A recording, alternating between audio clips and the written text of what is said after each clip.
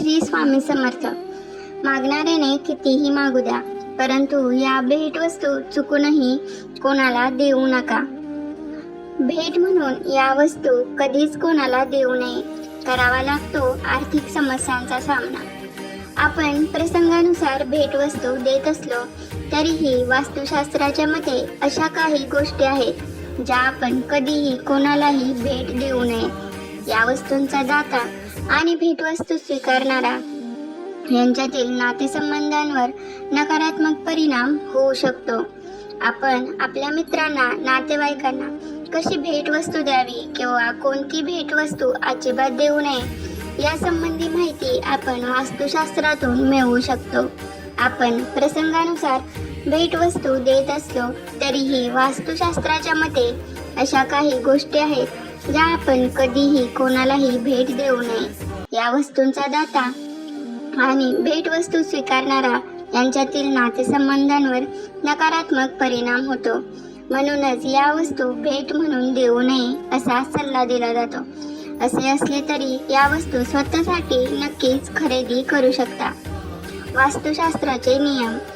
वास्तुशास्त्र नकारात्मक आणि सकारात्मक ऊर्जेवर आधारित आहे आणि या दोन महत्त्वाच्या ऊर्जांचा आपल्या जीवनावर खोल प्रभाव पडतो. चला तर मग जाणून घेऊयात कोणत्या आहेत त्या गोष्टी ज्या इतरांना गिफ्ट म्हणून देणं म्हणजे संकटाला आमंत्रण देण्यासारखं आहे. देवाची मूर्ती किंवा फोटो.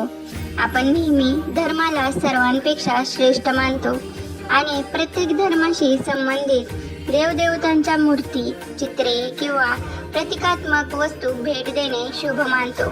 परंतु वास्तुशास्त्राच्या दृष्टिकोनातून असे करणे अशुभ आहे. वास्तुशास्त्रानुसार देवाच्या मूर्ती किंवा चित्र घरात असल्यास त्यांची प्रतिष्ठापना करण्यापासून त्यांची काळजी घेण्यापर्यंत सर्व नियमांचे पालन करणे बंधनकारक आहे आणि जर एखाद्या व्यक्तीने हे केले नाही तर त्याचा त्याच्यावर आणि त्याच्या कुटुंबावर नकारात्मक परिणाम होतो आणि ही वस्तू भेट म्हणून मिळाली तर देणाऱ्यावरही त्याचा वाईट परिणाम होतो. म्हणूनच देवी देवतांच्या मूर्ती किंवा चित्र कोणालाही भेट देऊ नका. जर की समोरची व्यक्ती त्याची काळजी घेण्यास सक्षम आहे तरच अशी वस्तू भेट द्या. हात रुमाल. रुमाल देणे किंवा घेणे, एखाद्याचा रुमाल वापरणे आणि तो आपल्या जवळ ठेवणे या सर्व परिस्थितींचा नकारात्मक परिणाम होतो.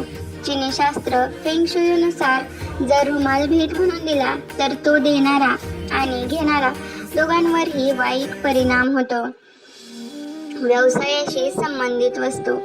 अनेकदा लोक व्यवसायाशी संबंधित वस्तू मित्रांना किंवा त्यांच्या ग्राहकांना गिफ्ट करतात, परंतु वास्तुशास्त्रानुसार असे केल्याने तुम्ही तुमच्या व्यवसायाची भरभराट दुसऱ्याला देता. त्यामुळे हे करणे टाळा. धन्यवाद.